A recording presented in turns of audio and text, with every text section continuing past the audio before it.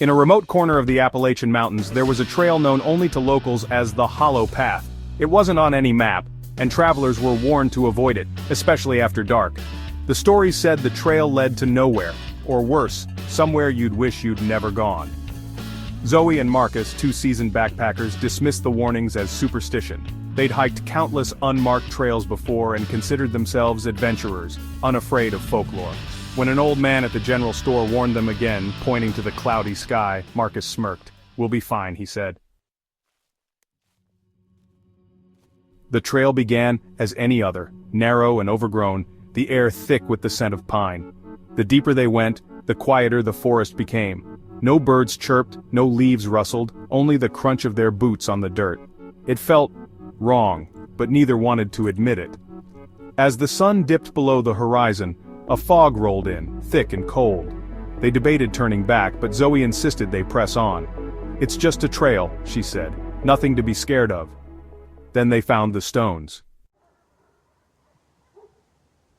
At first they looked like random rocks jutting out of the ground, but as they stepped closer, they saw that the stones were carved with strange, jagged symbols.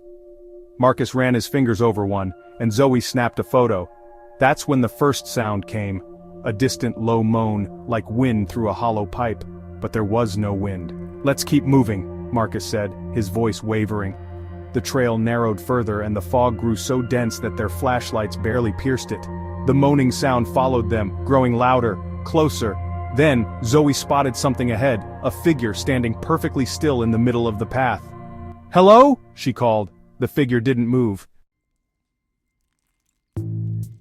As they approached, they saw it was a man, but his face was wrong. His features were blurred, as though smeared like wet paint.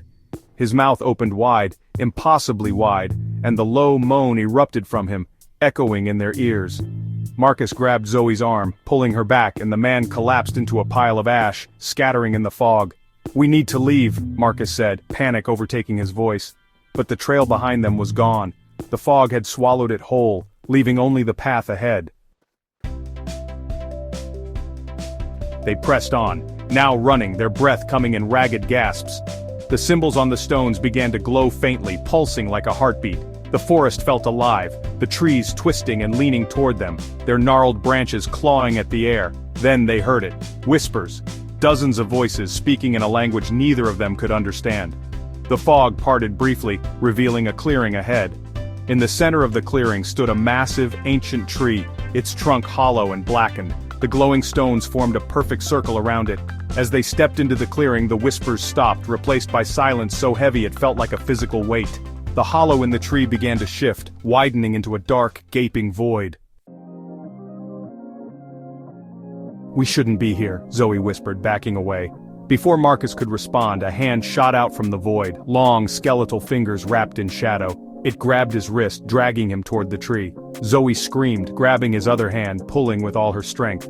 "Let go!" Marcus shouted, but Zoe refused. The whispers returned, louder now, deafening. Figures began to emerge from the fog, faceless, silent, watching. The shadowy hand pulled harder and Marcus's grip on Zoe weakened. With one final wrench he was yanked into the void. The hollow snapped shut, the glowing stones dimmed, and the figures in the fog vanished. Zoe collapsed to the ground, trembling. The fog lifted, revealing the trail behind her, clear and unobstructed.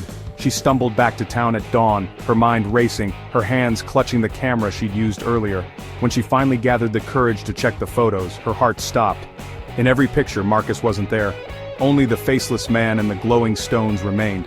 And in the final photo taken in the clearing, the hollow tree was gone, but the shadows of skeletal fingers stretched toward the lens as if reaching for her. Please like, share, and subscribe.